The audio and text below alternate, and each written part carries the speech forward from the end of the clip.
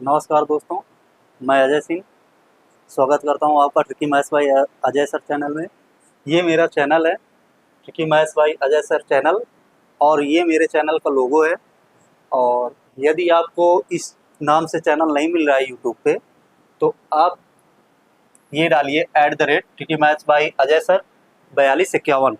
तो इससे मेरे चैनल के सारे वीडियोज़ ऊपर आ जाएंगे और मेरा चैनल भी दिखेगा। चैनल का लोगो ये है और यही चैनल दिखेगा आपको, तो आप मेरे वीडियोज़ को वॉच कर सकते हैं। मैं 4 से 5 वीडियोज़ डाल चुका हूँ।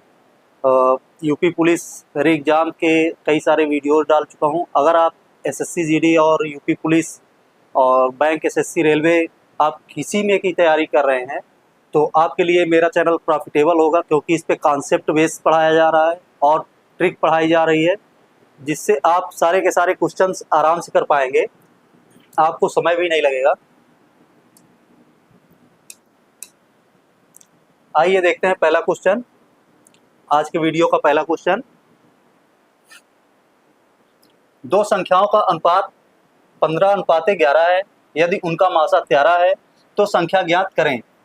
तो ऐसे क्वेश्चंस को लगाने के लिए हमें कुछ भी नहीं करना होता है। जब अनुपात में दिया हुआ है और मासा दिया हुआ है और संख्याएं ज्ञात करा रहा है तो सबसे पहले हम देखेंगे कोई भी संख्या होगी तो उसमें मासा इंक्लूड रहेगा, मासा उस पर शामिल रहेगा। और यदि अनुपात में लगाएंगे तो जो संख्याएं कट जाएंगी, जितनी संख्या कट जाएगी दोनों से कट जाएगी, वही हमारा मासा होता है। तो जब संख्या पूछता है और मासा दिया हुआ है, अनुपात में संख्याएं दी हुई है, तो हम मासा को उस पर मल्टीपल कर देते हैं, अर्थात गुणा कर देते हैं उससे। तो हमारा क्या निकल आती है? संख्या निकल आती है। 15 में 13 का गुणा करेंगे तो कितना आ जाएगा? 195। 15 थी 45, 15 एकम 15, 4 19 और 11 में करेंगे तो कितना आ जाएगा? 33 3 आ गया और 143। अर्थात क्या हुई? सबसे बड़ी संख्या, सबसे पहली संख्या ये हो गई और दूसरी संख्या ये हो गई। यही हमारा आंसर हो जाएगा, अर्थात ए नंबर आपका आंसर होगा। अब दूसरा क्वेश्चन देखते हैं। दूसरा क्वेश्चन क्या कह रहा है? एक परीक्षा में 40, 50 तथा 60 छात्रों वाले 3 समूहों ने भाग लिया और उनमें उनका उत्तीर्णता प्रतिशत 100, 90, 80 था। तदनुसार उन सभी समूहों के छात्रों का उत्तीर्णता प्रतिशत कितना था? ये क्या ज्ञात करा रहा है? उत्तीर्णता प्रतिशत। तो इसको सॉल्व करने के लिए सबसे पहले हम करेंगे क्या? क्वेश्चन हमारा कह क्या रहा है ये पहले देख लेते हैं। परीक्षा में 40, 50 तथा 60 छात्रों वाले 3 समूह। एक समूह है जिसमें 40 छात्र हैं, दूसरा समूह है जिसमें 50 छात्र हैं, तीसरा समूह है जिसमें 60 छात्र हैं। और कह रहा उनमें से उनका उत्तीर्णता प्रतिशत 40 छात्रों में कितने छात्र उत्तीर्ण हो रहे हैं? 100%। और 50 छात्र में कितने उत्तीर्ण हो रहे हैं? 90%। और 60 छात्र में कितने उत्तीर्ण हो रहे हैं? 80%। तो इसको सबसे पहले हम प्रतिशत निकाल के देखेंगे कितने छात्र हमारे उत्तीर्ण हो रहे हैं, फिर जितने उत्तीर्ण हो रहे हैं उनका योग और बटे छात्रों की संख्या करके 100% निकाल देंगे तो उत्तीर्णता प्रतिशत निकल आएगा। बस इतना ही करना है। इसको देखते हैं। 40 में कितने उत्तीर्ण हो रहे हैं? 100%। 100%, ये पहला हो गया। दूसरा, 50 छात्रों में कितने उत्तीर्ण हो रहे हैं ये देख लेते हैं। 90%, 90/100। तीसरे में देखते हैं कितने हो रहे हैं? 60 गुणे 80, 80% हो रहा है तो 80/100। अब इसको सॉल्व कर लेंगे। 100 से 100 कैंसिल हो गया, बचा कितना? 40 अर्थात 40। और इसको कैंसिल करेंगे, 0 से 0 काटेंगे और ये हो जाएगा 9 × 45। और इसको करेंगे 6 × 8 = 48। टोटल कितने छात्र हो गए हमारे? इनको हम क्या करेंगे? ऐड कर लेंगे, तीनों को ऐड कर लेंगे। ये हो गया 3 और 4 × 12 = 13, 133। 133 छात्र ऐसे हैं जो उत्तीर्ण हुए हैं। टोटल 133 छात्र उत्तीर्ण हुए हैं। अब कितने में उत्तीर्ण हुए हैं ये देख लेते हैं। दिया कितना है? 40, 50, 60। तो इनको ऐड करेंगे तो कितना आ जाएगा? 40 प्लस 50 प्लस 60, तो ये टोटल आ जाएगा 150, 150। तो इसको सॉल्व करेंगे जब, तो आ जाएगा 133/150। अब इसको प्रतिशत में बदलेंगे तो 100 का मल्टीप्लाई कर देंगे 100 से, तो 0 0 कैंसिल आउट हो गया, 5 दूना 10, 5 तिये 15। तो ये आगे क्या हो जाएगा, 2 का मल्टीप्लाई करेंगे, 2 से गुणा करेंगे तो हो जाएगा 2 6 6/3, 266/3। इसको और भी सॉल्व करेंगे तो कितने बार जाएगा, 8 त्रिक 24 हो गया, और 8 त्रिक 24, 8 त्रिक 3 अठे 24, मतलब 3 अठे 24, 3 अठे 24, 88 सही 2/3। जितने बार हमारा भाग चला जाएगा उसको हम सही में रखेंगे, और जितना शेषफल बचेगा उसको ऊपर अंश में रखेंगे, और जिससे भाग देंगे उसको हर में रखेंगे। ये हमारा हो गया आंसर, यही हमारा आंसर हो गया। अब दिया कहाँ पे है, 1 नंबर, अर्थात हमारा आंसर ए। अगला क्वेश्चन, किसी समचतुर्भुज का क्षेत्रफल 150 वर्ग सेंटीमीटर है, उसके एक विकर्ण की लंबाई 10 सेंटीमीटर है, तो दूसरे विकर्ण की लंबाई ज्ञात कीजिए। ऐसे क्वेश्चन को सॉल्व करने में कुछ भी नहीं है, अगर आप लोग प्रैक्टिस किए रहेंगे इसको तो आसानी से कर लेंगे, क्योंकि वर्ग सबसे पहले आयत और वर्ग आता है। जिसको भी फार्मूला पता होता है इन्हीं दोनों का पता होता है, और जो इनको याद कर सकता है वो तो बढ़िया है, नहीं तो ये फार्मूले तुरंत भूल जाते हैं कि इसका क्षेत्रफल क्या होता है, और एक समचतुर्भुज होता है, एक समांतर चतुर्भुज होता है। इन दोनों में कन्फ्यूजन क्रिएट हो जाती है, सभी को कन्फ्यूजन होती है। तो इसको पहले देखेंगे हम, इसका एरिया क्या है, और इन दोनों को समझाकर मैं पहली वीडियो में अपने बताया हूँ कि इनमें कैसा कैसा रिलेशन है और कैसे ये बनते हैं और इनका एरिया क्या होता है। अगर आपको यहाँ ना समझ में आए तो आप हमारी पहली वीडियोस देख सकते हैं, उसमें बहुत ही नॉर्मल तरीके से बताया गया है और बहुत ही विस्तार रूप से बताया गया है कि इसमें दोनों में समानताएं क्या है, दूसरी बात है इनका क्षेत्रफल कितना होता है, इसका एरिया क्या होगा, क्षेत्रफल क्या होता है। समचतुर्भुज का क्षेत्रफल बराबर 1/2 पहला विकर्ण गुणे दूसरा विकर्ण। तो एरिया कितना दिया हुआ है, क्षेत्रफल हमारा कितना दिया हुआ है, 150, 150 1/2, पहला विकर्ण की लंबाई कितना है 10, दूसरे विकर्ण की लंबाई ज्ञात करनी है। तो इसको काटेंगे, कितने बार जाएगा, 0 से 0 कैंसिल हो जाएगा, और d2 बराबर हो जाएगा हमारा, d2 बराबर हो जाएगा 15 दूना 30, 2 का गुणा हो जाएगा उस पार जब जाएगा 30 सेंटीमीटर। यही हमारा आंसर हो जाएगा।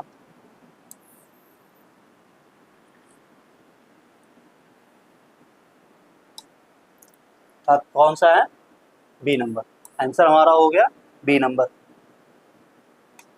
अगला क्वेश्चन है, ए बी और सी क्रमशः 10 12 15 दिनों में एक कार्य को पूरा कर सकते हैं। वे एक साथ काम करना शुरू करते हैं यदि बी 2 दिनों बाद 2 दिन तक तीनों काम करते हैं, जिसमें से बी 2 दिन बाद काम बंद कर देता है, तो ए और सी को शेष कार्य पूरा करने में कितना समय लगेगा। ये क्वेश्चन कह रहा है कि ए बी सी 3 व्यक्ति ऐसे हैं जो काम शुरू करते हैं, किसी कार्य को शुरू करते हैं और 2 दिन तक तीनों करते हैं, और दूसरे 2 दिन करने के बाद भी काम छोड़कर चला जाता है, कोई आवश्यक कार्य पड़ जाता है जिसके कारण वो काम छोड़कर चला जाता है, और शेष कार्य ए और सी को करना है, तो ए और सी शेष कार्य को कितने दिनों में पूरा करेंगे। आइए इसको देखते हैं कैसे लगाया जाएगा। वैसे तो हम एक्स वाई और जेड मान के लगाएंगे तो उसमें थोड़ा सा ये लेंदी हो जाएगा, लंबा हो जाएगा और आपका समय भी बर्बाद करेगा। तो इसको हम देखते हैं ट्रिक से कैसे लगाते हैं, जो बेसिक कॉन्सेप्ट है कॉन्सेप्ट द्वारा कैसे लगाते हैं। और ऐसे सारे क्वेश्चंस जो है मैं पहले दूसरे तीसरे वीडियो में भी करा चुका हूँ, और पहले में काफ़ी अच्छा बताया गया है इसके बारे में कि कैसे इसको करते हैं। ए बी सी, ए करता है 10 दिन में, बी करता है 12 दिन में, सी करता है 15 दिन में। तो सबसे पहले इनका एलसीएम लेते हैं। एलसीएम कितना आ जाएगा, 60 आ जाएगा। 1 जब डिवाइड करेंगे तो कितना आ जाएगा ए पे 6, और 20 से डिवाइड करेंगे तो कितना आ जाएगा 5, और 15 से डिवाइड करेंगे अर्थात सी से तो 4। तो ये क्या आता है इधर, और ये क्या है, ये कहलाता है पूरा वर्क, टोटल वर्क। जितना भी वर्क होगा ये टोटल वर्क कहलाएगा। और इधर क्या कहलाएगा, एक दिन में किया गया वर्क, अर्थात ए द्वारा एक दिन में किया गया वर्क, बी द्वारा एक दिन में किया गया कार्य, सी द्वारा एक दिन में किया गया कार्य। तो इसको देखेंगे कितने दिन बाद, 2 दिन बाद। तीनों 2 दिन तक कार्य करते हैं तो 2 दिन तक तीनों को हम कार्य करा देते हैं, यहीं पे कार्य करा देंगे। 2 दिन तक का, 2 दिन का इसका कार्य, 2 दिन का इसका कार्य, 2 दिन का इसका कार्य। अब 2 दिन तक इसलिए कराते हैं क्योंकि बी यहाँ काम छोड़कर चला जाएगा और बचेंगे क्या, ए और सी। तो 2 दिन तक इनका कार्य करा के और इससे माइनस कर देंगे तो जितना कार्य बचेगा उतना ही कार्य ए और सी दोनों करेंगे। देखते हैं कितना आता है, 6 दूना 12 हो गया, और 5 2 10 हो गया, 4 दूनाई 8। टोटल कार्य कितना कर लिए ये तीनों मिलकर 2 दिन में, 30 कार्य। 30 कार्य कौन कौन किया, ए प्लस बी प्लस सी, तीनों मिलकर 30 कार्य कर लिए। वो भी कितने दिनों में, 2 दिनों का कार्य है ये इनके। जब 2 दिन तीनों लोग कर लिए तो अब इसको देखेंगे टोटल हमारा कार्य कितना है 60। तो 60 में से 30 घटा देंगे, कितना आ जाएगा 30। तो बचा कितना, 30 कार्य हमारा बच गया। अब 30 कार्य देखेंगे कर कौन रहा है, 30 कार्य को कौन कर रहा है। एक दिन में ए 6 कार्य करता है और सी 4 कार्य करता है। तो एक दिन का ए और सी का कार्य हम देख लेंगे कितना करेंगे, ए प्लस सी बराबर 10। कितने कैसे आ गया, 6 और 4 कितना हो जाएगा, क्योंकि ए करता है और सी करता है, इन्हीं का एक दिन का कार्य हम ऐड करेंगे, जोड़ेंगे तो कितना कार्य हो जाएगा एक दिन का, 10 कार्य। और टोटल कार्य 30 है तो एक दिन का कार्य है पर डे करते हैं 10 कार्य, और 30 कार्य को करने में कितना समय लगेगा, तो हम 10 से भाग दे देंगे। तो ये हमारा निकल आएगा टोटल दिन, अर्थात 3 दिन, 3 डेज। ए और सी शेष कार्य को 3 दिनों में पूरा करेंगे, यही हमारा आंसर हो जाएगा,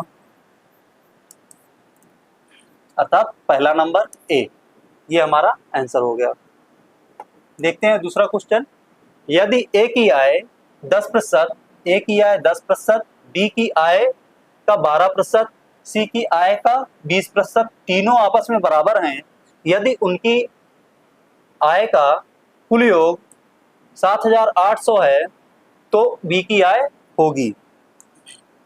ऐसे क्वेश्चंस को सॉल्व करने के लिए सबसे बढ़िया तरीका हमारे पास है, क्योंकि ऐसे क्वेश्चनों को जब आप सॉल्व करेंगे तो सबसे पहले के मानेंगे, आप ही मानेंगे, कुछ भी मान के इनका मल्टीपल करेंगे, फिर इनका अनुपात निकालेंगे। तो सबसे पहले हम ये देख लेते हैं, इनको डायरेक्ट ही रख लेते हैं, ए अनुपाते बी अनुपाते सी। जब 3 दिया हो, 4 दिया हो या फिर 5 दिया हो, कुछ भी दिया हो और सभी आपस में बराबर हो, और सभी सबसे पहले जो भी दिया रहे ए के साथ वो गुणे में रहे और सभी आपस में बराबर हो जाए, तो हम ए की वैल्यू क्या लिख लेते हैं, 1 बटे जितना दिया रहेगा ए के साथ उसको, फिर अनुपात लगाएंगे, फिर 1 बटे जो बी के साथ दिया रहेगा उसको लिखेंगे 15, और फिर अनुपात 1 बटे जो सी के साथ दिया रहेगा उसको लिख लेंगे। तो ये हो गया, यही हमारा ए अनुपाते बी अनुपाते सी निकल आएगा। जब इसको और भी आगे सॉल्व करेंगे, क्योंकि यहाँ बटे में दिया हुआ है तो इसको सबसे पहले हम मेन अनुपात में बना लेंगे। तो मेन अनुपात में बनाने के लिए इनको हम देखेंगे कितना एलसीएम आएगा इनका सभी का, 60। तीनों का एलसीएम आ जाएगा 60। अब 10 से डिवाइड करेंगे कितना आ गया, 6, अनुपाते 15 से डिवाइड करेंगे कितना आ जाएगा, 4, और 20 से डिवाइड करेंगे कितना आ जाएगा, 3। तो ये हमारा क्या हो जाएगा, अनुपात। ये किसका अनुपात हो जाएगा, ए अनुपाते बी अनुपाते सी का, ये हमारा हो गया अनुपात। अब क्या कह रहा है, यदि उनकी आय का कुल योग 7,800 है, तो ये तीनों अनुपात में है, यही इनकी आय है, तो इसका कुल योग हम ज्ञात करेंगे। कुल योग ज्ञात करेंगे तो कितना आएगा, 6 4 10 3 13, टोटल कितना आ गया, 13, टोटल आ गया 13। अब ये 13 है तो ये कुल योग है आय का, अनुपात का, आय के अनुपात का कुल योग 13 आ गया। और कुल योग आय का कितना दिया हुआ है 7,800, तो इसके बराबर कर देंगे क्योंकि ये भी आय का ही अनुपात है और आय का योग दिया हुआ है तो इसको बराबर कर देंगे। अब आया 13 में 7,800 है तो किसका पूछ रहा है, बी का। बी कितना है 4, तो 4 में कितना हो जाएगा इसको हम ज्ञात कर लेंगे। तो जितना भी यहाँ दिया हुआ है और किसी का पूछ रहा है तो जो दिया रहेगा वो बटे में जाएगा और जिसका पूछेगा उसका हम गुणा कर देंगे। अब 4 का पूछ रहा है तो 4 का गुणा करेंगे और 13 का हम पहले भी बता चुके हैं, 13 से पूछा गया है तो 13 को बटे में कर देंगे। अब इसको काटेंगे हम, यहाँ डबल जीरो होगा, तिरछा 78 अर्थात 600 बराबर कितना हो जाएगा 6 चौके 24, 2400 ये हो जाएगा हमारा आंसर, यही हमारा आंसर हो जाएगा। तो ऐसे क्वेश्चंस को लगाने के लिए आप ऐसे लगाएंगे और भी अच्छा रहेगा और भी मजा आएगा। कॉन्सेप्ट यही है, केवल ऐसे क्वेश्चन जहां जहां आपको मिले आप ऐसे सॉल्व करिए, आपका समय ये बहुत बचाएगा पेपर में। अगला क्वेश्चन देखते हैं। एक वस्तु के क्रय मूल्य तथा विक्रय मूल्य 8:9 के अनुपात में है, लाभ प्रतिशत होगा। जब भी ऐसे दिया रहे, अनुपात में दिया रहे, क्रय मूल्य विक्रय मूल्य अनुपात में दिया रहे, तो हम इसको सॉल्व कैसे करते हैं ये देख लेते हैं। सबसे पहले देखेंगे क्रय मूल्य तथा विक्रय मूल्य। तो क्रय मूल्य कितना है, यहाँ पे 8 हो गया, विक्रय मूल्य कितना हो गया 9 हो गया। तो देखेंगे दोनों का डिफरेंस कितने का आ रहा है, 1 का, दोनों का डिफरेंस आ रहा है 1 का। तो ये क्या आ रहा है, विक्रय मूल्य अधिक है, क्रय मूल्य कम है, तो क्या आ जाएगा, लाभ आ जाएगा। अब किससे पूछ रहा है, क्रय मूल्य से, तो 8 हो जाएगा यहाँ पे बटे गुणे 100, क्योंकि हमें फार्मूला पता है कि लाभ प्रतिशत बराबर होता है लाभ बटे क्रय मूल्य गुणे 100, उसी का इस्तेमाल करेंगे। अब इसको काटेंगे, 4 से काटेंगे 2 आ जाएगा, 50 आएगा, और इसको काटेंगे कितना आ जाएगा, 4 से काटेंगे 2 आ जाएगा और ये 25 हो जाएगा। फिर 2 का भाग करेंगे कितना हो जाएगा, तो डायरेक्ट इसको काट देते हैं 12.5%, यही हमारा आंसर हो जाएगा 12.5%, अर्थात सी नंबर आपका सही उत्तर है। अगला देखते हैं। 33 मीटर कपड़ा बेचने पर दुकानदार को 11 मीटर कपड़े के विक्रय मूल्य, 33 मीटर कपड़ा बेचने पर दुकानदार को 11 मीटर कपड़े के विक्रय मूल्य के बराबर हानि होती है। क्या होती है, हानि होती है, सीधा सीधा कह दिया हानि होती है। तो हानि का प्रतिशत ज्ञात कीजिए। तो ऐसे क्वेश्चंस को सॉल्व करने के लिए हमें कुछ नहीं करना होता, कुछ नहीं मानना होता कि 1 मीटर कपड़े का मूल्य, माना 1 मीटर कपड़े का विक्रय मूल्य 1 रुपए, फिर 33 मीटर कपड़े का विक्रय मूल्य 33 रुपए, ऐसे करके हमें कुछ नहीं मानना है। हमें केवल इतना देखना है कि 11 मीटर कपड़े के विक्रय मूल्य के बराबर हानि होती है। तो हम क्या करेंगे, हानि कितनी हो गई हमें 11 मीटर, अब कह रहा है हानि होती है, तो केवल हम यहाँ ध्यान देंगे कि इसमें अब ये जुड़ के आएगा कि घट के आएगा, ये हमें ध्यान देना है। विक्रय मूल्य हमारा कितना है 33 है, और हमें पता है कि हानि बराबर होता है क्रय मूल्य माइनस विक्रय मूल्य, अर्थात क्रय मूल्य और क्रय मूल्य माइनस विक्रय मूल्य। तो विक्रय मूल्य का जब पक्षांतर करेंगे तो क्रय मूल्य बराबर आ जाएगा हानि प्लस विक्रय मूल्य। तो यहाँ पे हम क्या करेंगे, ये विक्रय मूल्य हो गया और हानि हम इस पे ऐड कर देंगे, तो टोटल क्रय मूल्य कितना आ जाएगा 44, ये आ गया।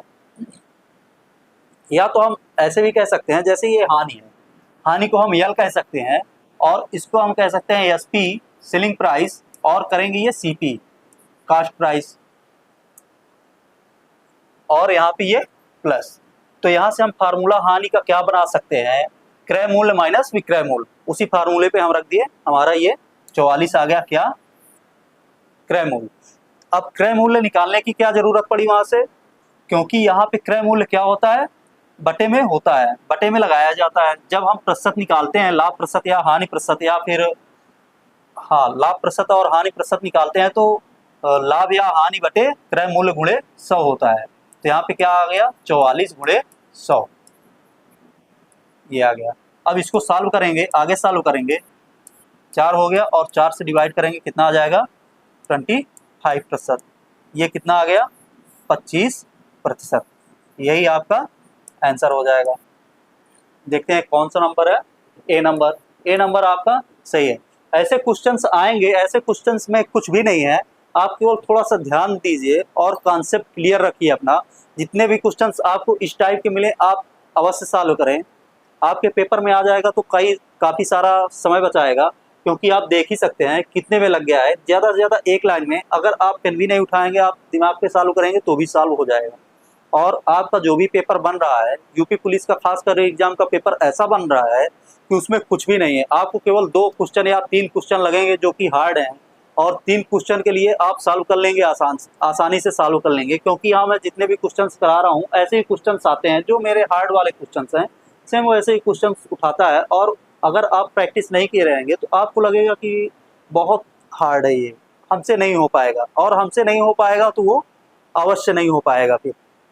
तो आप करिए, प्रैक्टिस करिए और वीडियोस देखिए, और जो आपको समझ में नहीं आता आप कमेंट सेक्शन पे हमें कमेंट्स करिए, आपकी समस्या का समाधान हम करेंगे, वही क्वेश्चन हम यहाँ करा देंगे, प्रैक्टिस करा देंगे, आपका क्लियर हो जाएगा। और मैं एक बात और कहना चाहूँगा, आप हमारे चैनल को सब्सक्राइब करिए और जितना से जितना हो सके वो शेयर करिए, लाइक करिए, जिससे हमें मोटिवेशन मिले। आप जितना कमेंट्स करेंगे, जितना लाइक करेंगे, उससे हमें मोटिवेशन मिलता है।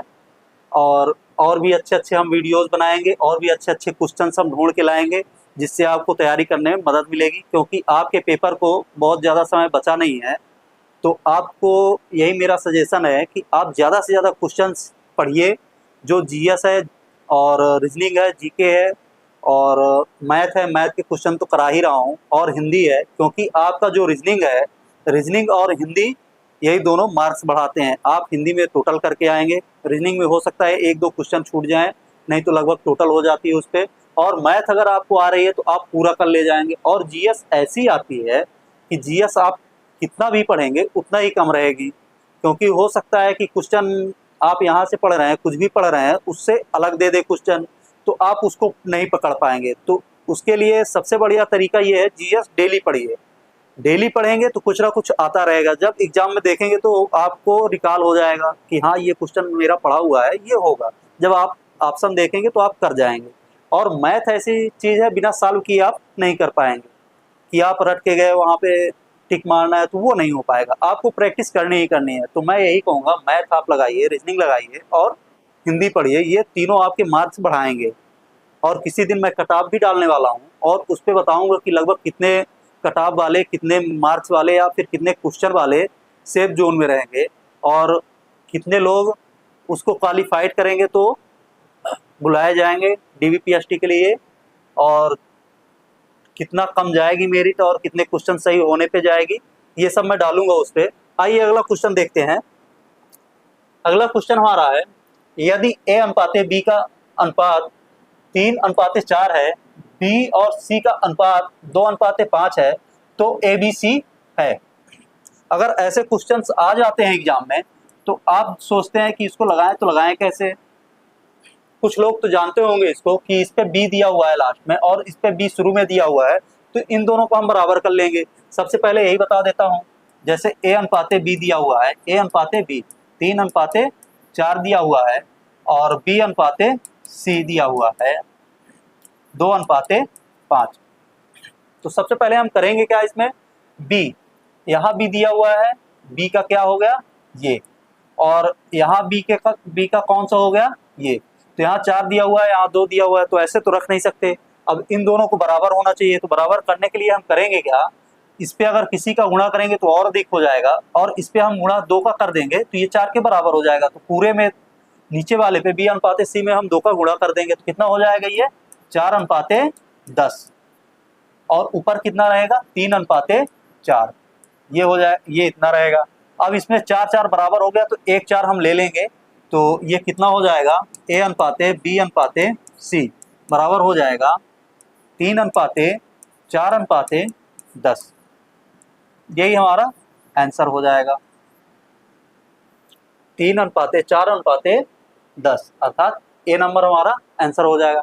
एक तरीका और भी है इसको लगाने का, जो है ए अनुपाते बी बराबर, हम ऐसे भी लगा सकते हैं इसको 3:4, और दिया हुआ है बी अनुपाते सी कितना दिया हुआ है 2:5।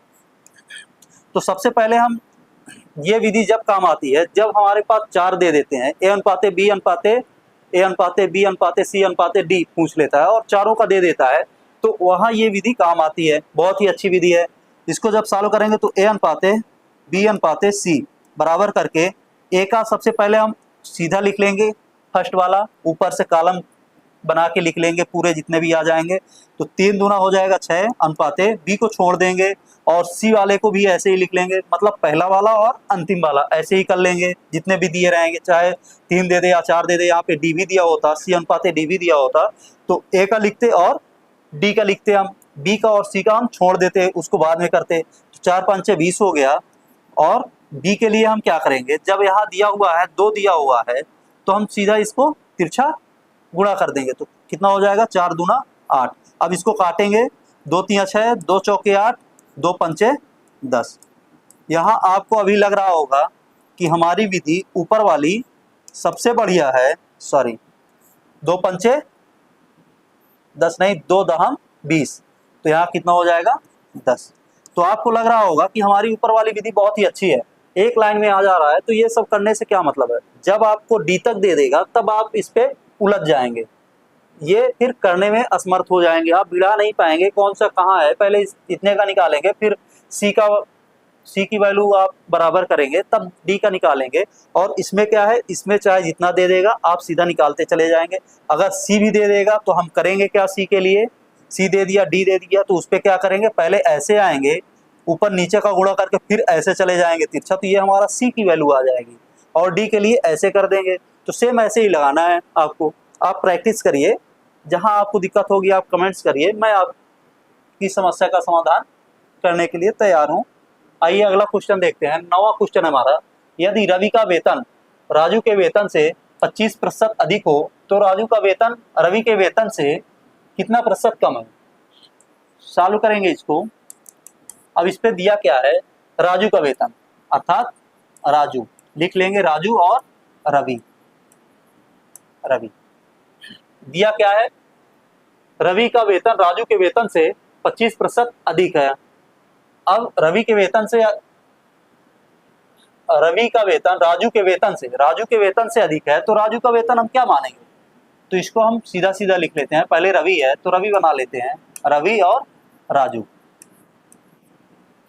कह रहा है रवि का वेतन राजू के वेतन से पूछ रहा है, तो राजू का वेतन मान लेंगे 100 अर्थात 100। और कितना अधिक हो जा रहा है रवि का वेतन, 25, तो 125, क्योंकि 25 अधिक होगा, इसका 100 है तो कितना हो जाएगा 125, इसका 125 हो गया। अब कह के आ रहा है तो राजू का वेतन रवि के वेतन से कितना प्रतिशत कम है।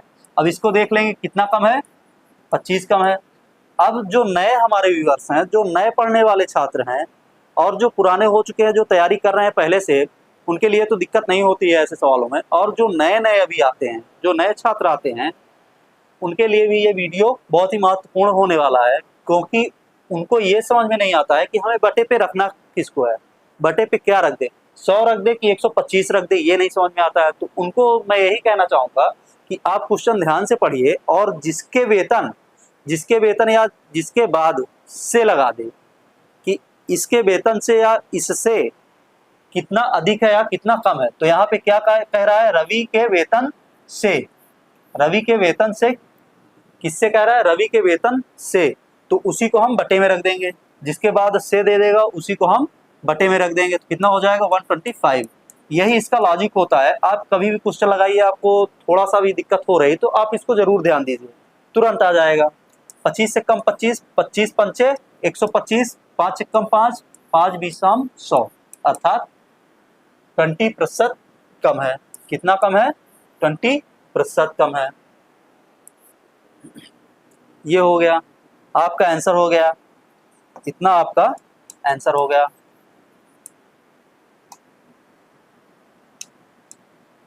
आपका ऑप्शन सी सही है। 10वां क्वेश्चन है, एक उम्मीदवार जिसे 30% अंक प्राप्त होते हैं, एक उम्मीदवार है या फिर हम कह सकते हैं एक विद्यार्थी है जो 30% अंक प्राप्त करता है और 5 अंकों से फेल हो जाता है। ये तो बेचारा लटक जाता है 5 अंकों से। 5 अंक से फेल हो जाना मतलब बहुत ही शर्म की बात है। अब 5 अंक से फेल हो जाता है। अब आगे देखते हैं क्या कहता है क्वेश्चन। जबकि एक अन्य उम्मीदवार अर्थात एक अन्य विद्यार्थी जिसे 40% अंक प्राप्त होते हैं, वो 40% अंक प्राप्त करता है और पास होने के लिए आवश्यक न्यूनतम अंकों से 10 अंक अधिक प्राप्त करता है। पास होने के आवश्यक न्यूनतम अंक होंगे। मतलब ये पूछ रहा है कि पास होने के लिए आवश्यक न्यूनतम अंक कितने होंगे। जैसा कि आप लोगों के पेपर में होता है कि 33% से जो ऊपर पाते हैं वो पास हो जाते हैं, और 33% में जितने भी मार्क्स आते हैं उससे थोड़ा सा नीचे पाते हैं, 1 अंक नीचे पाते हैं, तो वो लोग फेल हो जाते हैं। तो वही पूछ रहा है कि कितने प्रतिशत, मतलब कितना आवश्यक न्यूनतम अंक होने चाहिए, मतलब पास मार्किंग मार्क्स कितने होने चाहिए। अब देखते हैं इसको लगाने का तरीका क्या है। इसको आप देखेंगे, अगर पेपर में ये क्वेश्चन पहली बार आपके सामने आ जाएगा तो आप यही कहेंगे कि ये ऐसा क्वेश्चन हमसे नहीं बन पाएगा, ये क्वेश्चन बहुत ही लेंदी हो जाएगा और हम लगाएं तो लगाएं इसको कैसे। तो मैं आपको इसके लिए कॉन्सेप्ट बता रहा हूँ। सबसे बढ़िया है आप सॉल्व करिए, आप ज़्यादा से ज़्यादा प्रैक्टिस सेट सॉल्व करिए और बुक से भी क्वेश्चन छाँट के सॉल्व करिए। जो क्वेश्चन कई बार आए हैं तो ऐसे क्वेश्चन सॉल्व करिए। आपको पेपर में 100% बता रहा हूँ कि सारे के सारे क्वेश्चन आप ज़्यादा से ज़्यादा 20 मिनट या 25 मिनट में करके आ जाएंगे, आपको कोई दिक्कत नहीं होगी। देखते हैं क्वेश्चन कैसे सॉल्व होगा। ये कह रहा है 30%, पहला उम्मीदवार 30% अंक पाता है, 30% पाके कितना हो जाता है, 5 अंकों से फेल हो जाता है। तो 5 अंक माइनस कर देंगे, फेल हो गया। माइनस करने का मतलब फेल हो गया। और 40 अंक प्राप्त करके 40 अंक प्राप्त करता है, लेकिन होता क्या, पास होने के लिए आवश्यक न्यूनतम अंकों से 10 अंक अधिक प्राप्त करता है। मतलब जितना पासिंग मार्क्स होगा, अर्थात जितने प्रतिशत में पासिंग होगा कि इतने प्रतिशत पाने वाले पास होंगे, उससे 10 अंक अधिक पाता है। तो इसको हम क्या करेंगे, प्लस करेंगे, क्योंकि अधिक पा गया। अब इसको हम क्या करेंगे, घटा देंगे। सबसे पहले देखेंगे ये प्लस दिया हुआ है और ये माइनस दिया हुआ है, ये कम भी है, तो इसको हम घटा लेते हैं माइनस, या उसको नीचे रख लेते हैं। तो माइनस, यहाँ पे माइनस पहले से दिया हुआ है, जब घटाएंगे तो प्लस हो जाएगा चिन्ह। तो कितना हो जाएगा ये 10%। 10% में देखेंगे कितना हो जाएगा, 10 और 5 जोड़ देंगे तो कितना हो जाएगा 15। कितना आ गया, सॉरी यहाँ प्रतिशत नहीं है, 10 है, 15। अब 10% में कितना आ गया, 15 आ गया। मैं आपको पहले भी बता चुका हूँ कि कुछ भी अगर पूर्णतया को प्राप्त होता है, प्रतिशत में अगर कुछ भी आता है तो वो पूर्णतया कब प्राप्त होता है, जब उसका 100% हम निकाल देते हैं। तो यहाँ भी वही करेंगे कि 10% में यदि 15 है तो 100% में कितना हो जाएगा। अब 100% में जब निकालेंगे तो 15 गुणे 100/10। अब 0 से 0 1 0 कट जाएगा, आएगा कितना 15, सॉरी 150। ये क्या आ गया आपका 150। तो ये आपका आ गया है 150, मतलब पूर्णांक। जो आप लोग पेपर दे रहे होंगे उस पर पूर्णांक कुछ होता है या मैक्सिमम मार्क्स होता है कि इतने का है। जैसे 500 500 500 के 4 पेपर हो गए, 4 पेपर हो गए तो सॉरी 100 अंक के 4 पेपर हो गए आपके, तो पूर्णांक टोटल कितना हो जाएगा 400। वैसे ही ये आया है 150, तो ये आ गया आपका पूर्णांक। टोटल आ गया 150। अब क्या कह रहा है कि 150 अंक तो पूर्णांक है इसके, लेकिन पाता कितना है 30%। तो 30% ये पाता है, तो 30% हम इसका निकाल लेंगे। सबसे पहले 30% हम निकालेंगे, तो 0 0 कट गया, 0 0 कट गया, टोटल कितना आ गया 45, अर्थात 45। ये क्या आया है 45, अर्थात ये 45 अंक पाया है। जो ये पहला फर्स्ट वाला व्यक्ति है, फर्स्ट वाला विद्यार्थी है, वो कितना पाया है 45 अंक पाया है। ये 45 अंक पाया है पहला वाला व्यक्ति, और 5 अंकों से फेल हो जाता है। तो आवश्यक न्यूनतम अंक ज्ञात कीजिए। मतलब पास होने के लिए आवश्यक न्यूनतम अंक कितने होने चाहिए कि वहां से वो पास हो जाए। अब वो ज्ञात करेंगे। जब 45 अंक ये पा गया है, तो पहले आप समझिएगा, यहाँ पे 45 अंक पा गया है और 5 अंकों से फेल हो जा रहा है, तो 5 अंक हम इसमें जोड़ देंगे तो क्या आ जाएगा, हमारा आ जाएगा आवश्यक न्यूनतम अंक पास होने के लिए। टोटल कितना चाहिए इसको 50, अर्थात ये 50 अंक पाया होता है यहाँ पे, तो ये क्या हो गया होता, पास हो गया होता। लेकिन बेचारा 50 अंक ना पाके केवल कितना पाया है 45 अंक, इस कारण से ये फेल हो गया। तो हमारा कौन सा ऑप्शन सही है इस पे, ए नंबर ऑप्शन सही है। आइए अगला क्वेश्चन देखते हैं। 11वां क्वेश्चन है, एक व्यक्ति 5 रुपए में 6 के भाव से पेंसिलें खरीदता है तथा 6 रुपए में 5 के भाव से बेचता है, उसका लाभ प्रतिशत है। तो ऐसे क्वेश्चंस को सॉल्व करने के लिए सबसे पहले हम ये देखेंगे, आपको और भी कोई क्वेश्चन दे देगा, कैसा भी क्वेश्चन दे देगा, आप सॉल्व कर जाओगे। ऐसे क्वेश्चंस में आप ये सोचोगे कि यहाँ पे 5 दिया हुआ है और यहाँ पे 6 वस्तुएं दिया हुआ है, तो हम इसका मूल्य निकाल लें, कितना आ जाएगा, 6 पंचे 30 आ जाएगा। 30 रुपए में खरीदता है और ये जो है 6 पंचे 30 हो गया, तो 30-30 दोनों हो गए, तो इस पे नो प्रॉफिट नो लॉस। ऐसे नहीं होता है कि नो प्रॉफिट नो लॉस हो जाए, यहाँ ऑप्शन भी नहीं दिया है, तो आप लोग परेशान हो जाएंगे। और जो जानते हैं कि यहाँ 6 के भाव से क्या दिया हुआ है, 5 रुपए में 6 के भाव से, 6 के भाव से पेंसिलें खरीदता है, तो सबसे पहले हम ये देखेंगे, ये आव भाव छोड़ देंगे, हम सीधा सीधा देखेंगे क्या कर रहा है, क्योंकि हमें कॉन्सेप्ट क्लियर रखना है। अपना कॉन्सेप्ट क्लियर रखेंगे तो हमारा आंसर खुद में खुद आ जाएगा। तो ये 5 रुपए है, ये क्या है, रुपीज है। 5 रुपए में क्या कहता है, 6 के भाव से, मतलब 6 के भाव से इसको थिंग्स बोल देते हैं, टी। थिंग्स मतलब वस्तुएं, 6 वस्तुएं खरीदता है, 5 रुपए में 6 के भाव से वस्तुएं खरीदता है। ये क्या करता है, खरीदता का मतलब सीपी, ये कॉस्ट प्राइस है इसका। अब सेलिंग प्राइस क्या करता है, बेचता है 6 रुपए में। 6 रुपए में क्या करता है, ये रुपीज हो गया। 6 रुपए में 5 के भाव से, अर्थात 5 थिंग्स हैं, ये हो गया एसपी, सेलिंग प्राइस हो गया। तो ऐसे क्वेश्चंस में आपको पता होना चाहिए कि जो वस्तुएं होती हैं, कभी वस्तुओं में प्रॉफिट एंड लॉस नहीं निकाला जाता है। वो तो गांव में वैसे भी कहने वाले होते हैं कि हमने उसको 2 वस्तुएं दी, वो हमको 3 वस्तुएं दे गया, तो हम एक प्रॉफिट में हैं, एक वस्तु प्रॉफिट में है। तो वैसे कहने के लिए कुछ भी होता है, लेकिन यहाँ पे वस्तुओं में प्रॉफिट एंड लॉस नहीं निकाला जाता है। हम ये देखेंगे कि कितने वस्तुएं ये खरीद रहा है और कितनी वस्तुएं बेच रहा है। तो सबसे पहले हम ये देखेंगे कि जितनी वस्तुएं वो खरीदेगा उतनी वस्तुएं वो बेचे भी। जब बेचेगा और खरीदेगा सेम वस्तु, तभी हमें पता चलेगा कि किसमें पैसा ज़्यादा खर्च हो रहा है और किसमें पैसा कम। तो सबसे पहले इसको हम थिंग्स को क्या करेंगे, वस्तुओं को हम सबसे पहले क्या करेंगे, बराबर कर लेंगे। तो यहाँ पे क्या दिया हुआ है, 6 दिया हुआ है, यहाँ पे क्या दिया हुआ है, 5 दिया हुआ है। तो ये बराबर कैसे होंगे, फर्स्ट वाले समीकरण में अर्थात सीपी में हम क्या कर दें, 6 का मल्टीप्लाई कर दें, और सेकेंड वाले एसपी में हम 5 का मल्टीप्लाई कर दें, तो हमारी थिंग्स क्या हो जाएगी, बराबर हो जाएगी। यहाँ लिख भी देता हूँ, 5 का कर दें और यहाँ 6 का कर दें तो बराबर हो जाएगी। तो इसी को हम नीचे लिखते हैं, नीचे लिख लेते हैं, 6 5 का करेंगे कितना हो जाएगा, 25 रुपए में कितनी वस्तुएं, 30 हो गई। और सेकेंड वाले पे क्या हो जाएगा, 6 छंग 36 रुपए में कितना हो जाएगा, 30। अब हमारी वस्तुएं बराबर हो गई कि जितना खरीदता है जितनी वस्तुएं उतनी वस्तुएं ये बेच रहा है। तो अब इस पे क्या करेंगे, इनका दोनों का डिफरेंस निकाल लेंगे, अर्थात अंतर निकाल लेंगे, या फिर हम घटा लेंगे। कितना आ रहा है इनका अंतर, 11 आ रहा है। अब 11 क्या आ रहा है, ये क्या है, सीपी है। सीपी का मतलब कास्ट प्राइस, इतने में खरीदता है, और ये सेलिंग प्राइस है, इतने में बेचता है।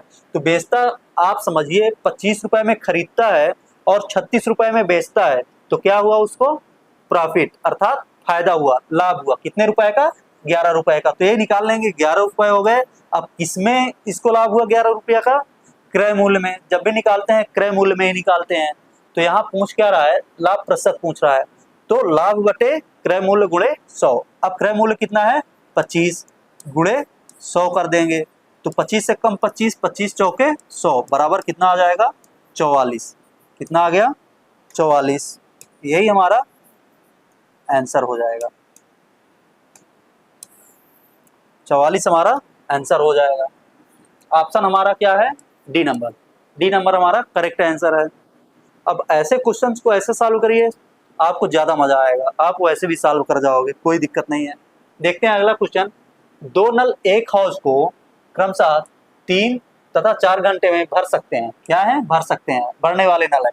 तथा एक निकासी नल लगा हुआ है जिसको वो 2 घंटे में खाली कर सकता है। 2 घंटे में खाली करने वाला नल है, अर्थात 2 भर रहे हैं, एक खाली कर रहा है। यदि तीनों नल एक साथ खोल दिए जाएं तो हौज कितने समय में भरेगा, हौज कितने समय में भरेगा। अर्थात जो नल दोनों भर रहे हैं वो अधिक पानी फेंक रहे हैं, अधिक पानी निकाल रहे हैं और जो खाली कर रहा है वो कम पानी बाहर कर रहा है। इसका मतलब क्या होगा, जब पानी भरने वाले नल ज़्यादा पानी देंगे और निकालने वाला कम निकालेगा तो क्या हो जाएगा, हौज भर जाएगा। यदि निकालने वाला ही ज़्यादा हो जाएगा और भरने वाला कम हो जाएंगे, कम पानी देंगे, तो वो खाली हो जाएगा। तो यहाँ पे भरने की बात कर रहा है, तो इसको देखते हैं क्वेश्चन सॉल्व कैसे करते हैं। आप लोग ये ध्यान रखिएगा कि आपका वर्क एंड टाइम जो है, वर्क वाले क्वेश्चन जो हैं वो, और ये पाइप एंड सिस्टम, नल टंकी वाले, ये सारे क्वेश्चंस एक तरीके से लगते हैं। थोड़ा सा अंतर होता है, वो अभी बता रहा हूँ मैं आपको। तो सॉल्व करेंगे इसको, केवल लॉजिक हम देखेंगे। हमें ये नहीं मानना है कि एक्स वाई मान लें, 1/x 1/y 1/z करके इनको जोड़ दें, जो निकासी है उसको घटा दें, ऐसे करके लगाएं। वो करेंगे आप परेशान हो जाएंगे। थोड़ा सा बड़ी संख्या दे देगी आप परेशान हो जाएंगे, उसे में जोड़ घटाना गुणा भाग करेंगे, क्योंकि उस पर नीचे आएगा जो मल्टीप्लाई में होगा और ऊपर आएगा जो प्लस में होगा। तो ये करते करते आप परेशान हो जाएंगे। आप लॉजिक पे ध्यान दीजिए कि लॉजिक कह क्या रहा है। आप देखिए, पहला नल ए नल, मान लिया ए नल है 3 घंटे में भरता है, और बी नल है क्या करता है 4 घंटे में भरता है, सी नल है क्या करता है 2 घंटे में खाली करता है। तो सी नल क्या है, निकासी है। इसको हम क्या कर देंगे, माइनस लगा देंगे, तो हमें पता रहेगा निकासी है। ठीक है, ये वैसे माइनस वाइनस से कोई लेना देना नहीं होता है। माइनस हमारा क्या दर्शाएगा, केवल निकासी नल। तो ये हम देखेंगे। अब इस पे कितना आ जाएगा, 12 12 इसका हो जाएगा एलसीएम। तो देखते हैं, पहला व्यक्ति पहला नल ए 1 घंटे में कितना पानी भरता है, 3 चौके 12 अर्थात 4 पार्ट भरता है। बी 4 तियां 12, 1 घंटे में 3 पार्ट। सी 1 घंटे में 6 पार्ट खाली करता है। ये खाली करने वाला नल है, अर्थात ये माइनस हो जाएगा। जब खाली करने वाला नल है ये हो जाएगा माइनस। अब यहाँ से माइनस हटा के हम यहाँ कर लेंगे, क्योंकि खाली करने वाला है, यहाँ हम लिख लेंगे लीक पाइप, अर्थात बाहर फेंकने वाला। तो अब देखेंगे ए और बी और सी 1 घंटे में कितना टंकी भरेंगे या खाली करेंगे, ये हम निकाल लेंगे। ए प्लस बी प्लस सी तीनों मिलकर क्या करेंगे, कितने घंटे में भरेंगे, ये देख लेते हैं। 1 घंटे में कितना पानी या कितना भाग पानी भरेंगे। तो 4 तियां 7 हो गया, और 7 से 6 घटाएंगे तो क्या हो जाएगा 1। ये क्या आया है, 1 पार्ट प्रति घंटा। 1 पार्ट, क्योंकि मैं पहले भी वीडियोस में बता चुका हूँ, अभी भी बताया हूँ वर्क एंड टाइम में, ये जो आता है ये हमारा 12 पार्ट। जितना काम है या फिर जितना टंकी भरना है वो पूरा का पूरा आ जाता है। तो ये क्या आ गया, 12 पार्ट। टंकी को 12 पार्ट में बांट दिया गया है, फुल टंकी को, और उसमें से 1 पार्ट भर रहे हैं ए प्लस बी प्लस सी, तीनों एक साथ इसको भर रहे हैं। ये लीक्ड पाइप है, इसको आप बना लीजिएगा, लिख लीजिएगा तो याद रहेगा आपको।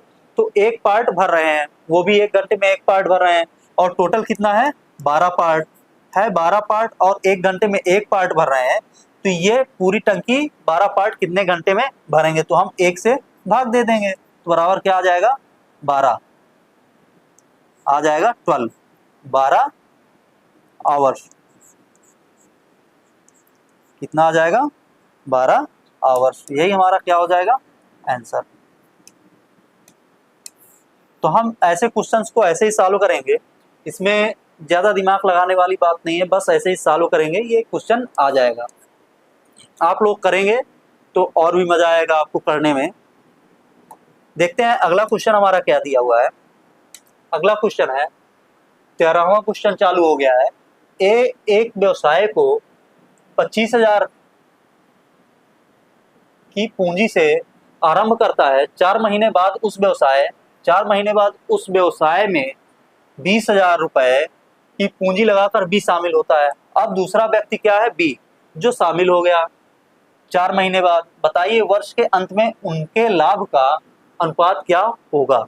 तो उनके लाभ का अनुपात ज्ञात करने के लिए सबसे पहले हम कॉन्सेप्ट ही देखेंगे, क्योंकि ये कंसेप्चुअल क्वेश्चन है और इनको हम यदि मान के लगाएंगे तो थोड़ा सा लेंदी हो जाएंगे। तो सीधा सीधा हम देखते हैं, ये क्या दिया हुआ है 25,000, और नीचे क्या दिया हुआ है 20,000, और हमारा पूछ क्या रहा है अनुपात। तो सबसे पहले हम दोनों को देखेंगे, 0 0 देखेंगे, जितना जितना उतना हम काट लेंगे। तो हमारा छोटा हो गया 25 हो गया, ए हो गया अनुपाते बी हो गया। बराबर देखेंगे कितनी पूंजी लगाया है। तो सबसे पहले हम ये देखते हैं, जब भी ऐसा क्वेश्चन आता है तो हम ये देखते हैं कि कितनी पूंजी लगाया है और कितने समय के लिए लगाया है, दोनों का गुणनफल निकालते हैं। तो पूंजी कितनी लगाया है 25, ये 25 लगाया है, कितने समय के लिए लगाया है, पूरा साल भर के लिए लगाया है, बताया वर्ष के अंत में। जब वर्ष के अंत में शुरुआत से पूंजी लगा दिया है और वर्ष के अंत में निकाल रहा है तो पूरा साल भर के लिए लगाया है। वो भी साल में कितने महीने होते हैं, 12 महीने। तो 12 का हम गुणा कर देंगे अनुपाते। अब देखेंगे बी कितना लगा रहा है, 20,000, अर्थात 20 कितने के लिए लगा रहा है, 4 महीने बाद लगाता है। तो कितने महीने बच गए, अब कितने महीने उसका पैसा लगा रहेगा, 8 महीने। जब 8 महीने लगा रहेगा तो 8 कर देंगे। अब इसको सीधा सीधा हम काट लेंगे, कितनी बार कटेगा, 4 दूना 8 हो गया, 4 तियां 12 हो गया, और 5 चौके 20 हो गया, 5 तियां 15 हो गया, सॉरी 5 पचा 25 हो गया, 5 पचा 25 हो गया। तो कितना हो जाएगा, 5 तियां 15 हो गया, अनुपाते 4 दूना 8 हो गया। तो ये अनुपात आ गया किसका, ए का, ए के लाभ का और बी के लाभ का, ये अनुपात आ गया। अब जैसे क्वेश्चन लगाएंगे तो जो समय और आपका पैसा जितने समय के लिए लगा रहेगा और फिर अनुपात ज्ञात करेंगे तो वही अनुपात क्या होगा, लाभ का अनुपात होगा। तो यहाँ देखते हैं कौन सा ऑप्शन सही है। सी नंबर हमारा बेस्ट आंसर है। बेस्ट क्या है, वही हमारा आंसर ही है, बेस्ट कहने की कोई जरूरत नहीं है। देखते हैं अगला क्वेश्चन। अगला क्वेश्चन क्या कह रहा है, अगला क्वेश्चन कह रहा है 10 वर्ष पूर्व ए और बी के आय का अनुपात, ए और बी के आय का अनुपात 3:1 था, और 10 वर्ष बाद उनकी आयु का अनुपात 2:1 होगा। उनकी वर्तमान आयु का योग ज्ञात कीजिए। क्या रहा है, 10 वर्ष पूर्व ए और बी के आयु का अनुपात। तो हम क्या करेंगे, इसको सॉल्व करेंगे, इसको भी बढ़िया लॉजिक से सॉल्व ही करेंगे, और बाकी वैसे लगाएंगे। तो आप मानते रहिए, अगर आपको लगाने की ज़रूरत है, आप लगाते हैं, लॉन्ग मेथड आपको पसंद है तो आप लगा सकते हैं इसको ऐसे भी कि 3 दिया हुआ है तो 3x हो जाएगा, प्लस 10 वर्ष पूर्व दे रहा है तो -10 हो जाएगा, और 1x हो जाएगा, -10 हो जाएगा, बराबर जब इसको करेंगे ये तो हो गया 10 वर्ष पूर्व का, और y निकालेंगे, इसका x मानेंगे, इसका y निकालेंगे, तो x -10 हो गया और y -10 हो गया। फिर दोनों का अनुपात निकालेंगे, इतने के बराबर कर देंगे, और 10 वर्ष बाद दिया हुआ है तो वैसे ही करेंगे, x + 10 और y + 10 बराबर इतने अनुपात के बराबर करके दोनों को सॉल्व करेंगे तो जो आएगा वही हमारा आंसर हो जाएगा। तो ऐसा ना करके हम सीधा ट्रिक पे आते हैं। तो इस पे क्या दिया हुआ, a। अब हम अपनी जानकारी के अनुसार इसको बनाएंगे, 10 वर्ष पूर्व पूछ रहा है तो इसको क्या करेंगे, -10 कर लेंगे। -10 का मतलब क्या है, 10 वर्ष पूर्व, और बी क्या है, 10 वर्ष पूर्व का अनुपात कितना है, 3:1 दिया हुआ है, और 10 वर्ष बाद का अनुपात जो दिया हुआ है उसको हम क्या करेंगे, a + 10, अर्थात 10 वर्ष बाद। बी का करेंगे ऐसे तो b + 10 बराबर कितना हो जाएगा अनुपात, 2:1। अब आप लोग देखिए, ये 10 साल पहले का अनुपात दिया हुआ है, ये 10 साल बाद का अनुपात दिया हुआ है, भविष्य का अनुपात दिया हुआ है, तो इसमें ये अधिक है, ये कम है, तो इससे हमें कोई फर्क पड़ने वाला नहीं है। तो हम ये देखेंगे, सबसे पहले जब आयु के हम क्वेश्चंस करते हैं तो दोनों के बीच में अंतर देखते हैं। तो इसके बीच का अंतर कितना है, 1 है, इसके बीच का अंतर कितना आ रहा है, 2 आ रहा है। तो सबसे पहले हम यही करते हैं कि जो ऊपर वाले का अंतर आ रहा है, जितना ऊपर वाले का अंतर आ रहा है उसका नीचे वाले पे, और नीचे वाले का अंतर ऊपर वाले पे हम मल्टीप्लाई कर देते हैं, गुणा कर देते हैं। तो कितना आ जाएगा, ये 1 का मल्टीप्लाई होगा तो 3:1 बराबर, इसमें गुणा हो जाएगा, कितना आ जाएगा, 4:2। अब ये हो गया 4:2। अब चाहे इसका डिफरेंस हम निकालें, 4 से 3 घटाएंगे 1 आएगा, 2 से 1 घटाएंगे तो 1 ही आएगा। तो यहाँ पे हम देखेंगे डिफरेंस कितना आ रहा है, 1 का हम लेंगे, और दूसरे वाले को वैसे भी निकल आएगा, सेम ही है, दूसरे वाले को वैसे भी निकल आएगा। तो 1 का पहले हम देखेंगे कितने का अंतर आ रहा है, 1 का। अब यहाँ वर्षों में अंतर कितना आ रहा है, देखिए यहाँ पे 10 वर्ष पूर्व, ये 10 वर्ष पूर्व की बात है, और ये 10 वर्ष बाद 10 वर्ष पूर्व का अनुपात दिया हुआ है, 10 वर्ष बाद का अनुपात दिया हुआ है। तो यहाँ से ये दोनों, यहाँ से अगर हम दोनों का कैलकुलेशन करेंगे, जब दोनों का यदि हम कैलकुलेशन यहाँ से करेंगे तो ये कितना आ जाएगा, 10 वर्ष पूर्व हो गया, 10 वर्ष बाद का हो गया, तो ये क्या हो गया, दोनों जुड़ जाएंगे, अर्थात 10 वर्ष ये 10 वर्ष ये। तो यहाँ से हम सवाल लगाना शुरू किए हैं और यहाँ पहुँच गए हैं, तो इनके बीच टोटल कितना आ जाएगा, 20 वर्ष। क्या आ जाएगा, 20 वर्ष। तो इसको हम देखेंगे क्या आ रहा है हमारा डिफरेंस, 1 वर्ष का, क्योंकि ये 10 वर्ष पूर्व का है, ये 10 वर्ष बाद का है, तो क्या हो गया, दोनों का डिफरेंस निकालेंगे, 1 आ रहा है, तो कितने में आ रहा है, 20 वर्ष में। 1 का डिफरेंस आ रहा है 20 वर्ष में। तो हम क्या करेंगे, सबसे पहले ऊपर वाले को 10 वर्ष पूर्व वाले का हम जोड़ के निकालेंगे, इन दोनों का योग कितना आ जाएगा, 4। क्या आ गया, 4। तो 1 में 20 आ रहा है, तो 4 वर्ष में, 4 में कितना आ जाएगा, 4 गुणे 20 बराबर 80। ये क्या आ गया, 80 वर्ष। हमारा क्या आ गया, 80 वर्ष। अब हम देखेंगे कि ये 80 वर्ष जो आया है, ये क्या आया, दोनों की आयु का योग आया है, वो भी कितने समय पहले का, ये 10 वर्ष पहले का, मतलब यहाँ का।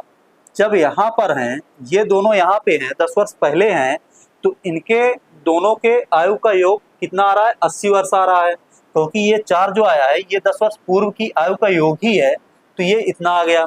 अब देखेंगे कि 10 वर्ष बाद, 10 वर्ष बाद मतलब वर्तमान में उनकी आयु का योग क्या हो जाएगा, 10 वर्ष अगर 1 को हम घटाएंगे, 1 को बढ़ाएंगे, A को बढ़ाएंगे और उतना ही B को बढ़ाएंगे, तो टोटल कितने वर्ष हम बढ़ाए, यहाँ पे A को बढ़ाए, B को बढ़ाए 10 वर्ष, तो हो गया 20 वर्ष हमें बढ़ाना पड़ेगा। तो वर्तमान आयु का अनुपात, वर्तमान आयु का योग जो है दोनों की क्या हो जाएगा, 80 ये हो गया और 20 वर्ष, और क्योंकि 10 वर्ष पूर्व दोनों की आयु का योग दिया हुआ है, तो क्या हो जाएगा, ये 100 बराबर 100 वर्ष। यही हो जाएगा आंसर, क्योंकि दोनों की वर्तमान उम्र का योग आ गया, यही आपका आंसर हो जाएगा। तो इसमें कुछ भी नहीं है, आप चाहें तो इसको भी रख के लगा सकते हैं, 4 2 6 6 करके लगा सकते हैं, इसको 120 आ जाएगा। और 10 वर्ष बाद का अगर आप निकाल लिए हैं तो 10 वर्ष पीछे आ जाएंगे, 10-20 वर्ष पीछे आ जाएंगे, 100 आ जाएगा। आप कैसे भी लगाएंगे आंसर वही आना है। अगला क्वेश्चन देखते हैं, किसी 75 लीटर मिश्रण में, एक मिश्रण है जो 75 लीटर है, उसमें दूध और पानी का अनुपात 2:1 है। मिश्रण में कितना पानी और मिलाया जाए ताकि दूध और पानी से अनुपात, अर्थात दूध और पानी का अनुपात कितना हो जाए, 1:2 हो जाए। मतलब ये है, सॉल्व करेंगे इसको और नॉर्मली सॉल्व करेंगे, कॉन्सेप्ट सॉल्व करेंगे, सीधा सीधा आंसर आ जाएगा। नहीं तो इसको लगाने में पहले आराम से लगाएंगे, आप इसका निकालेंगे या इससे निकालेंगे तो 1/3 कर देंगे, 2/3 करके ऐसे निकालेंगे, एक तरफ 0 रखेंगे, एक तरफ 100 रखेंगे, जो भी रखना होगा एक रख के निकालेंगे। वो लगाने का तरीका दूसरा है, जो मिक्सचर से लगाते हैं वो दूसरा तरीका है, और मेरे लगाने का दूसरा तरीका है। आप कहेंगे तो मैं दोनों तरीके बता दूंगा, और भी सारे क्वेश्चन सब आगे मिलेंगे, दोनों तरीके में बताऊंगा, लेकिन आज मैं यहाँ इतना ही बता पाऊंगा, केवल एक तरीके से मैं इसको आपको बता दूंगा जो नॉर्मल होगा, बढ़िया कॉन्सेप्ट से होगा। और इससे पहले, इस क्वेश्चन को लगाने से पहले मैं आप लोगों से फिर से एक बार यही कहना चाहूँगा, जितना हो उतना आप मेरे चैनल को सब्सक्राइब करें, और अन्य लोग जो भी हों आपके घर में पढ़ने वाले, उनको भी कहें वो भी देखें, वो भी सब्सक्राइब करें, और जितना ज़्यादा से ज़्यादा हो सके मेरे वीडियोज़ को शेयर करिए, लाइक करिए, कमेंट्स करिए, और जो आपके कमेंट्स हैं, जो भी आपकी प्रॉब्लम्स है, आप उनको मेरे कमेंट्स द्वारा मुझ तक पहुंचा सकते हैं, शेयर कर सकते हैं, मैं उनका समाधान बता दूंगा और अच्छी ट्रिक्स बता दूंगा, अच्छा कॉन्सेप्ट आपको दे दूंगा, या इसको आप ट्रिक कहिए या कॉन्सेप्ट कहिए, दोनों एक ही होता है। तो आइए ये क्वेश्चन देखते हैं कि ये क्वेश्चन कैसे सॉल्व होगा। इसमें क्या दिया हुआ है, दूध और पानी अर्थात मिल्क और वाटर का अनुपात कितना है, 2:1। और यहाँ पे क्या दिया हुआ है, मिल्क और वाटर का अनुपात कितना दिया हुआ है, फिर से 1:2।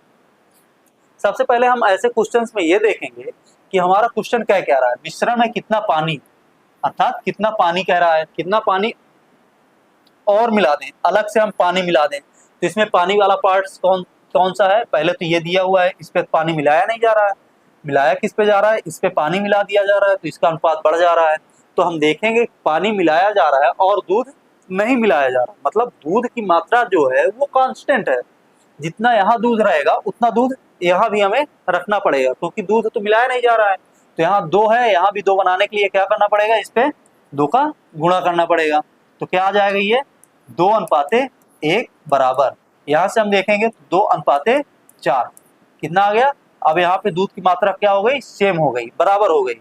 और यहाँ क्या हो गया, पहले 1 था, अब क्या हो गया, कुछ लीटर दूध मिलाने पे अब क्या हो गई मात्रा इसकी, 4 हो गई। तो यहाँ पे हम देखेंगे डिफरेंस कितने का आ रहा है, 3 का।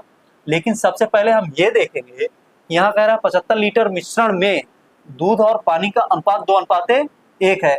तो यहाँ पे 2:1 जो है उनका योग कितना दिया हुआ है दोनों मिश्रण का, 75 लीटर। तो मतलब 3 में क्या दिया हुआ है, 75 लीटर। सीधा सीधा हमारा कॉन्सेप्ट यही है, 3 में दिया हुआ है 75 लीटर, यही हमें हर जगह लगाना भी है। आप लोग ध्यान देते रहिए, पढ़ते रहिए, बस ऐसे ही करना है। 3 में दिया है 75 लीटर और पूछ कितने का रहा है डिफरेंस का, 3 का ही पूछ रहा है। तो या तो हम दोबारा 3 रखें या तो ना रखें, बात बराबर है। यदि हम 3 रख के भी निकालेंगे तो 3 गुणे में हो जाएगा, 3 भाग में हो जाएगा, दोनों आपस में कट जाएंगे और हमारा आंसर क्या आ जाएगा, 1 ही रहेगा। तो ये क्या हो गया आंसर, अर्थात 75 लीटर हमारा आंसर हो जाएगा ये। तो यहाँ कौन सा ऑप्शन सही है, सी आपका सही है। वैसे तो लास्ट में मैं एक बार आपसे ये कहना चाहूँगा कि ये जो हमारी क्लासेस चल रही है यूपी पुलिस के री एग्जाम को देखते हुए चल रही है, उसी का प्रैक्टिस सेट कराया जा रहा है। और ये वीडियोस प्रॉफिटेबल हैं, जो एसएससी जीडी की तैयारी कर रहे हैं और बैंक की तैयारी कर रहे हैं, रेलवे की तैयारी कर रहे हैं और एसएससी की भी तैयारी कर रहे हैं, और जितने भी वनडे एग्जाम्स आने वाले हैं, छोटी मोटी तैयारी कर रहे हैं, छोटे एग्जामों की तैयारी कर रहे हैं या फिर बड़े एग्जामों की तैयारी कर रहे हैं, जिनमें मैथ आती है, उनके लिए बहुत ही प्रॉफिटेबल है। अभी जब आपकी यूपी पुलिस का एग्ज़ाम समाप्त हो जाएगा तो मैं आपको इसमें और भी अच्छे अच्छे क्वेश्चंस कराऊंगा, और डेली का डेली मैं आपको चैप्टर वाइज पहले पढ़ाऊंगा, और उनके साथ साथ आपको कम से कम 20 से 25 क्वेश्चन मैं शाम को कराऊंगा, और सुबह में मैं एक क्लास भी लूँगा जो चैप्टर वाइज आपकी क्लास होगी। सारी की सारी मैथ आपको बताऊँगा, और जिस बुक को आप लोग कहेंगे उस बुक को मैं सॉल्व कराऊँगा। आप लोग सॉल्व करिएगा, कितना मज़ा आता है। मैथ का मतलब मैथ होती है, केवल मैथ। कॉन्सेप्ट आपका क्लियर हो गया तो मैथ का मतलब कुछ भी नहीं है। केवल कॉन्सेप्ट बेस पर आप सॉल्व करते चले जाएंगे, आपको बहुत आनंद आएगा। आपको मैथ से आसान कुछ नहीं लगेगा। जब आप लगाएंगे, ऐसे करके लगाएंगे कि इतने बराबर इतना है, इतने बराबर इतना हम निकाल रहे हैं, तो इतने के बराबर क्या होगा, तो आप लोग ये सोचेंगे यार इसमें तो कुछ है ही नहीं है, इसको हम लगा रहे थे अभी तक ऐसे ऐसे मिक्सचर से लगा रहे थे, इससे लगा रहे थे, एक्स वाई मान के लगा रहे थे। लेकिन यहाँ पे क्या हो रहा है, कुछ नहीं, खेल हो रहा है। जो बोलते हैं ना गाँव में, खेला हो गया, तो वही खेला हो रहा है यहाँ पे। मैथ के साथ क्या हो रहा है, खेला हो रहा है। ऐसे ही आप देखेंगे, कई सारे वीडियोस देखेंगे मेरे, जिसमें अच्छे अच्छे क्वेश्चंस रहेंगे, यहाँ से लेके आपके क्वेश्चंस यहाँ तक रहेंगे, इतने लंबे लंबे क्वेश्चंस रहेंगे जो कि केवल इतने में सॉल्व करूंगा, केवल इतने में। अभी आपको मैं इसलिए बता रहा हूँ ये पूरा का पूरा ऐसा पैटर्न इसलिए बता रहा हूँ, जो नए व्यूअर्स हैं मेरे, वो देखेंगे, उनको अगर नहीं समझ में आ रहा है तो इन वीडियो से समझ लें, और इनमें भी जो नहीं समझ में आ रहा वो लोग मेरी पहली, दूसरी, तीसरी वीडियो देख लें। मैं यूपी पुलिस री एग्जाम के लिए पहली, दूसरी, तीसरी वीडियो डाल चुका हूँ, 4 वीडियो डाल चुका हूँ, शायद ये मेरी 5वीं वीडियो है। तो आप लोग उन वीडियोस को, पहली को देखिएगा, दूसरी को देखिएगा, बहुत ही अच्छा कॉन्सेप्ट मैं बताया हूँ उस पर। इनको लगाने के लिए थोड़ा लंबी बन गई है मेरी वीडियो, और इसी कारण थोड़ा लंबी होती है जो मैं लिखता हूँ, और ये समझाने के लिए आपको लिखता हूँ। नहीं तो मैं तो इतना ही करता जाऊँ, बस इतना इतना करके सीधा सीधा रख दूँ और इसको 1 मिनट में समाप्त कर दूँ, लेकिन आप लोगों को फिर समझ नहीं आएगा। जो तैयारी करने वाले वो समझ पाएंगे। तो लास्ट में मैं यही कहूँगा, जितना ज़्यादा से ज़्यादा हो सके आप शेयर करें मेरे चैनल को, मेरे वीडियोस को शेयर करें और लाइक करें और सब्सक्राइब करें, यही कहूँगा लास्ट में। और आज के लिए इसी वीडियो से, इसी लास्ट स्लाइड से और लास्ट क्वेश्चन 15वें से विराम लेते हैं। अब मिलेंगे आपसे अगली वीडियो में, तब तक के लिए धन्यवाद।